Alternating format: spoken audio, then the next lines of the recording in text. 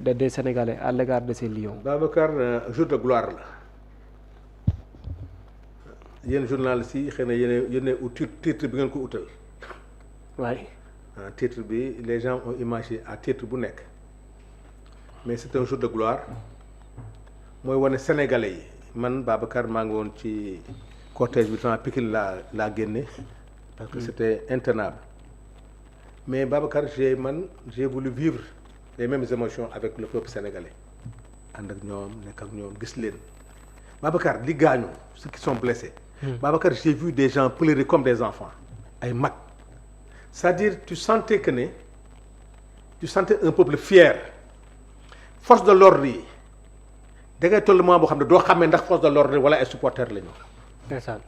ça tu les voyais joyeux tu les voyais day dem ba affaire bi et puis Babacar li ci gën a neex mooy joueurs yi seen bopp ñoom ñoo demoon ba tu sentais là dafa am suñu benn xarit. mu ngi nekk mu may dégg mu ngi nekk Paris mu ngi ci benn équipe mu ne ma. man kañ laay am lii mu ne ma je vais me battre. ndeysaan. biir national ndax image yi mu gis. image yi mu neex c'est-à-dire lii xam nga dafay def benn appel moo tax Ibrahima Mbaye mu ngi lancer la jeunesse Babacar. prochaine sélection bi dina métti trop. waaw dina métti moom. biir nationaux yi biir nationaux yi c'est-à-dire lii Babacar da ngay gis benn joueur boo xam ne. waaw Pape Ouya ji day nekk sénégalais. beneen parent bi nekk beneen nationalité. tey nag chance bi ñu am ñoom ñëpp. waaw yi nga xam ne tey dañoo amoon ay parents yoo xam ne tubaab bi ils sont pas de la même nation ñu bëri léegi tey ils ont opté pour le Sénégal. bëri na Sénégalais yoo xam ne ñi seen papa. ce qui n'était pas facile ah. ce qui n'est pas facile. donc lii am démb. rendons hommage au peuple sénégalais. Babacar on a un beau pays et un grand peuple. dëgg la gis nga peuple bi. soxlawuñu lu jàmm. fii nga xam ne Sénégalais. waaw jàmm rek. la bëgg. cette victoire là. waaw Babacar am na ñoo xam ne xëy na ndekkiwuñu añuñu reeruñu. loolu dëgg la man gis naa ñoo xam ne dañuy joxe Kër Massar. non ba palais de la République. 2021 j'ai eu la chance de couvrir. tu as vu. ce qui s'est passé diggante. et puis Babacar. am na ci xale boo xam ne mu ngi fii de. waaw prochaine coupe d'Afrique bi. mun na bokk ci Lions yi comme ce qui est passé avec. c'est l'exemple de El Malick Sy de El Malick Diouf. El Malick Diouf en 2022. en 2022 am na koo xam ne mu ngi fii di daw xëy na en. 2027 wala 2028 wala 2030 dina yëgaat fii parce que troisième étoile bi ñoom ñu ko jëliwaat. incha allah parce que nag Babacar sport dafa am ay période ay séquence la Sénégal dafa toll ci séquence am. mais desoo ci ginnaaw yow tamit parce que am na fu ma la séen ci benn nataal Aliou Ba dinañu ko baaxee xam na ci biir ndaje mi ak ci biir gars yi. ah oui waaw fii moom j'ai tenu à rendre hommage aux supporters waa ji mooy borom xeex bu metti bi. waa ji nii. waaw kii mooy borom chaise bi kii moo yoroon chaise bi parce que man Babacar bu di nga soo fubalee dëgg da ngay xam supporter li muy jëriñ. il faut être un pratiquant pour savoir lan mooy un supporter. parce que li ma ciy gën a marqué mooy. Maroc dafa sedd guddi ñu toll nii. ah oui et puis. te nataal bii ñu teg nii loolu la Babacar ñii est-ce que xam nga yaramu neen la ñuy def. yaramu neen Babacar man kii bi ma soloon dama ko mujjal sedd bi. waaye mais après dama ko ne ma yéen seddu leen mu ne ma sunu yaram yëgu ko sax. ndeysaan. mu ne ma ñun ñoom li ñuy yëg dañuy transpirer parce que ñoom. bu ñuy supporter c'est-à-dire dafa mel ne fa am leneen lu leen di yóbbu parce que ñoom xam nañu ne am na loo xam ne 12e gaynde bi nit ñoo comprendre parce que dafa am lu leen war a pousser ma ne ko xam naa ko. joueur day nekk ci terrain jékki-jékki dem ci public leen jóg leen parce que dafa am benn affaire boo xam ne dafa mel ni benn courant bu leen di pousse la. waaye moo tax supporter loo ko jënd jar na ko ñàkkul xëy na am lu leen réserver. dëgg la mais nañ leen rendre hommage ñoom aussi. vraiment ay jàmbaar lañu moo tax man j'ai tenu à aller les encourager nekk ak ñoom Babacar durant tout l'événement ci ñoom laa nekkoon c'est vrai que dugg naa ci nit ñi waxtaan. parce que ñoom aussi il faut que ñu sentir que ne. autorités yi ñu ngi nii. waaw borom baa ngi nii ba ndege nii borom banc bi. borom banc bi borom chaise bi Aliou Ba yaa xarañ. waaw Aliou merci beaucoup merci aussi mais aussi merci à la presse. waay parce que am na image yoo xam ne aussi. vraiment jox nañu ko. waaw te tu sentais que ne aussi ils ont beaucoup risqué parce que gis naa ci ay journalistes yi daw daanu tu vois des fois wàcc oto bi boo xante bi di ut image boo xam ne tu sentais que ne chacun waay voulait immortaliser quand même ces moments. oui mais ci palais présidentiel ñu ñëw yegg si foofu Sano le président de la République distribuer des invitations la classe politique ñu yor ci wàllum culture sport les ambassadeurs les députés tout le monde présent lan lay symboliser. Le Sénégal la générosité l'esprit de la République. foofu c'était la République qui était là. kenn warul des mais nag am na ñoo xam ne ñoo leen fay teewal donc ñi fa teew. ils ont représenté tout le monde. waaw mais heure bi ku sañoon toog foofu mais nag dañuy xam ne rek ku fa toog toogal nga fa ñëpp Youssou Ndour DJ Awadi quand ils ont chanté pour tous les artistes. poignée de main bi nag. waaw poignée de main bi quand même chaleureux bien que nag yéen journalistes yi xam nga yéen moom. ne sommes pas dans les détails pour le hasard. waaw mais j'ai senti que ne poignée de main bi c'était vraiment chaleureux c'était chaleureux. Ousmane am na fu ma ko takkinee di ko tooñ. waaw ah loolu yëpp pour wane rek quand même vraiment c'est le Sénégal. mais nag jàngat yi. dina bëri am na ci image yoo xam ne xëy na parce que dañoo nekk ci période de fête Babacar bu ñu génnee ci période de fête bi nag. waaw am na loo xam ne ci mën a waxtaan. dëgg la Babacar. waaw liñ dal ci coupe du monde bi dal ñu ci coupe d'Afrique bi ñu gagné waruñu dal ci bii. mooy lan. Babacar le sport le football est devenu une industrie. c'est vrai. Quand on parle de l'économie du sport. il faut que ñu xam victoire bi lan la ñu mën a indil. waaw Babacar on sera bientôt premier sur le plan continent. africain 12e sur le plan mondial. mais au niveau des clubs bu ñu eggul 100 yi jegewuñu 100e yi. Babacar il faut qu'on revoie notre football national. le développement de notre football. parce que Babacar. suñu charte de sport c'est une charte amateur la. on est en train de professionnaliser nos clubs te àndul. te amuñu moyen d'être des professionnels. parce que pour être un professionnel di nga am stade di nga am ay recettes di nga am sponsor. État par rapport à la charte du sport ne peut pas financer le football professionnel. On met beaucoup d'argent sur les équipes nationales. Mais sur le développement du football sénégalais, ça pose problème. Parce que les centres de formation qui sont là, heureusement, ouais. Réservoir là. Mais c'est une vocation. C'est pour nous dire à joueurs là. C'est des centres qui sont là, parrainés par des clubs européens. Nous avons un objectif. Moi, préparer joueur bi, préparer ko ba mot, ñu jël ko jaay ko. Ce qui fait que au Sénégal, les clubs qui gagnent le championnat du bokk ak équipe club bi dem en compétition internationale. Parce que bu gagner championnat bi, joueur bi objectif u dirigeant yi mooy jaay joueurs yi pour mën a am. Parce que benn nit ñaari nit ñoo koy yor. te mënul nekk. te donc il faut que ñu revoir beneen bi mooy dañoo déstructurer le football sénégalais dañoo jël le sport de masse. qui est le nawetaan di ko def sport d'élite baaxul. day yàq day yàq. le sport d'élite est restreint. le sport d'élite n'est pas un sport de masse. tey tous les clubs de quartier ñu ngi koy def ay clubs d'élite non c'est pas bon. c'est pas bon on n'a pas ces moyens. parce que la structuration va faire. baaxul Babacar il faut que le sport scolaire et universitaire ñëwaat mu ne grenier toutes ces universités là yi nekk il faut que université yëpp am ay mu am sport étude am ay terrain de basket am ay terrain de handball am ay def athlétisme moo tax le sport universitaire le sport l'UASU dafa war a ñëwaat le sport nawetaan de masse. mais malheureusement y a un handicap. C'est l'échec des pouvoirs sortants. On n'a pas d'infrastructure sportive. Il n'y en a pas assez. Non, il n'y en a même pas. Et puis le financement de ces clubs-là. Le financement. moo tax ñu bare ci ñoo am problème pour mën a téye yenn joueurs yi. mënuñu ko tey le Jaraaf alhamdulilah Cheikh Seck est là Babacar Ndiaye moo nekk te nga mais mënul Cheikh yàlla may na ko ay moyens il est généreux mu ngi koy def ci Jaraaf. Augustin moo nekkoon président Gorée mu ngi ci. mais il faut que ñu delluwaat aux fondamentaux des clubs mooy un club. waaw mënu nekk dans un rayon de quartier. un club d'élite c'est pas un quartier. c'est ça c'est pas il faut que qu'on parvienne dans chaque département du Sénégal d'avoir un club.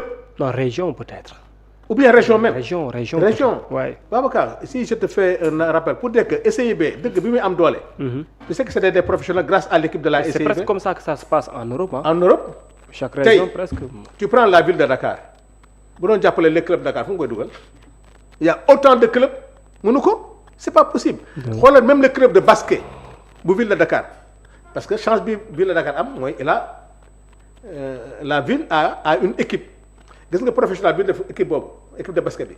si on avait à Dakar 2 ou 3 clubs si on parvenait que le port de Dakar au lieu mu nekk équipe mu sponsorisé Gorée.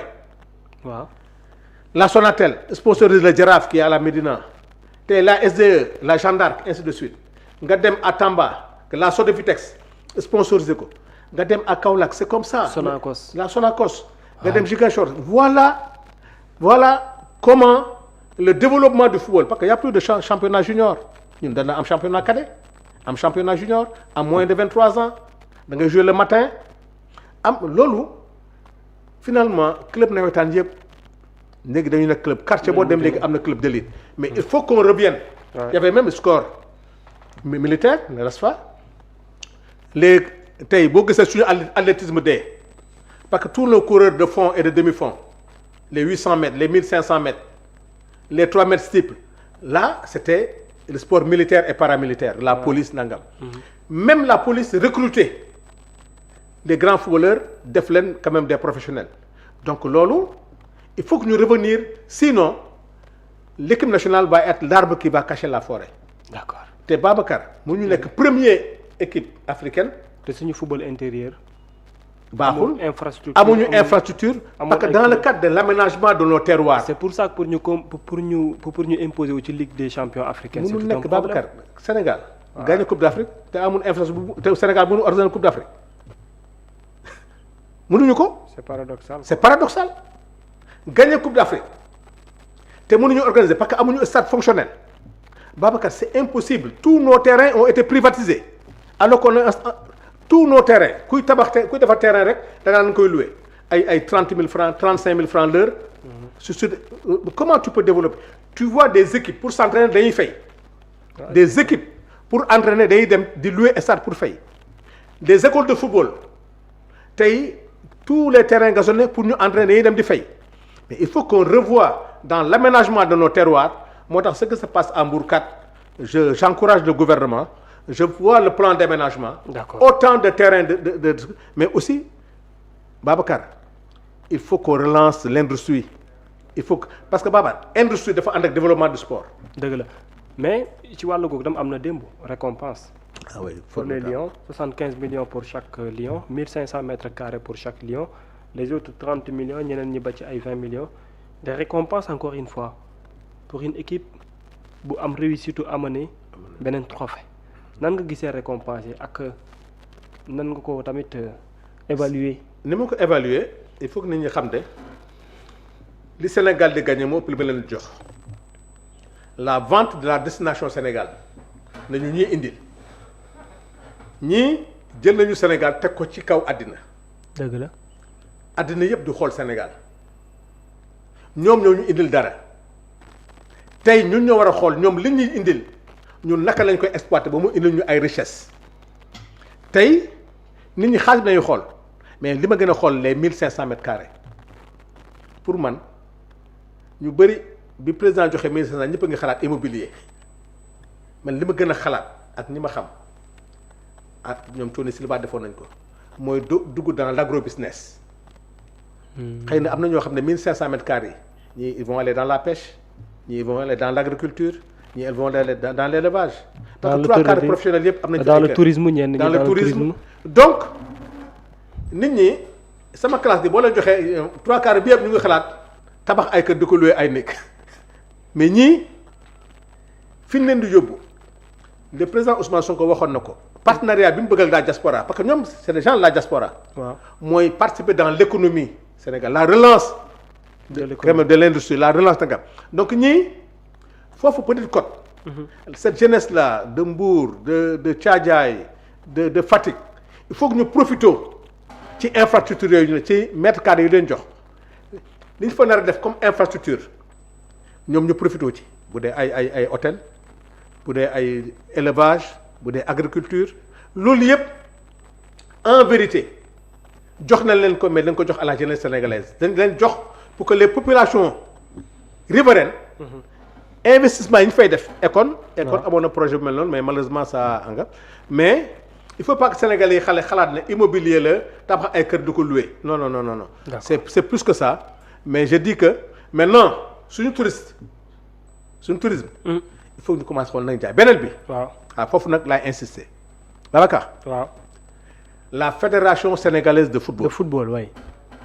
avec les ligues on a une deuxième étoile il faut que les maillots yi nga xam ne moo am 2 étoiles que la fédération jël ko di ko jaayal ko boppam à travers les ligues et à travers les clubs pour financer davantage notre sport Babacar infraction routière mooy financer nos routes donc tey bu ñu ko defee chinois yi dañ indi ay conteneurs indi ko fi même la douane doit nous aider que ñu jël dans chaque club mu am ay boutiques tous les supports liés à cette victoire fédération ligue yi ak club yi organisé ko dans les départements nga xam ne ñoom rek ñoo koy jaay. dëgg la ba nga xam ne club yi dinañ am lu ci indi sinon la deuxième étoile va profiter plus aux Chinois que je remercie quand même qu'au sport parce que dinañ toll foo xam ne état day bàyyi di dugal parce que l'état aussi. doit aider les autres sports. L'athlétisme ñu ngi dem ci les Jeux olympiques Babacar il faut que état bi football bi aussi dimbali ko. On met beaucoup d'argent dans le football mais le basket l'athlétisme tey kenn mënul jooy parce que victoire bi tax na ñëpp a kontaan tey paysans yi jaay seen gerte kon ne woon tey jëlee xaalis bi jox ko yooyu sax dina ko jox parce que tout le monde veut mettre son argent mais nag il faut que la fédération sénégalaise fasse souffler un peu le gouvernement Sénégal à s'orienter vers les autres disciplines maanaam ñoom victoire bi ñu xool naka nañ koy defare ba lépp lu ci génn comme avantage mu profiter le développement du football à travers les petits cas les entraîneurs les animateurs des petites catégories ñu ngi sonn ci àll bi ñu ngi liggéey am na ñoo xam ne ay chômeurs lañu am na ñoo xam ne tey tous les jours ñu ngi ci xale yi di leen entraîner di leen def te ñooñu amuñu ci dara duñu xam te xale yooyu tey war nañu yëg ne Coupe d'Afrique bi kat am nañ ci nangam loolu nag nañuy xaar ci kii bi ci résultat bi les retombées économiques de cette victoire. mu am ferñeent. dëgg la jërëjëf en tout cas honorable député Sanu Dione de la 14e législature amoon naa mbégte gu mag a mag tey casquette bu yees tàq la gars yi découvrir ci yow il ne savait pas que ni mais dañoo xamul ne Jeanne d'Arc bu Dakar moins 5 rek nga football fa comme titulaire. waaw ak SIB. Voilà Stade de Mbour. j'ai joué à SIB j'ai joué. j'ai été aussi champion d'Afrique junior. au 110 mètres haies. très bien. donc man suma àddina yëpp et puis j'ai un diplôme d'entraîneur aussi. ah bon. oui j'ai un diplôme d'entraîneur. Voilà. Vous voyez. donc sport mooy suma àddina. sport sama vie donc. waa Jeanne d'Arc kun war nañ la dugal ci staff bi. waaw non je suis plutôt goréen que. toi bi man nag je suis goréen qui n'a jamais joué à l'US Gorée. mais maa ngi leen di ñaanal jàmm Augustin Senghor et tout le staff ñoom Malick Bey tout le monde les dirigeants mais actuellement je suis membre des supporters de l'US Gorée aussi. en tout cas ni nga décortiquer de manière technique. C'est difficile à faire pour un amoureux du football. Ça se limite pas d'être un amoureux du football. Mais un connaisseur du football également. waaw dégg naa nag benn Bougar laa dafa juum. maa ngi dégg mu ne bi instant yi amee mu ne bu ñu tiré penalty entraîneur bi day dóor xam nga ñooñu aussi nañu bàyyi.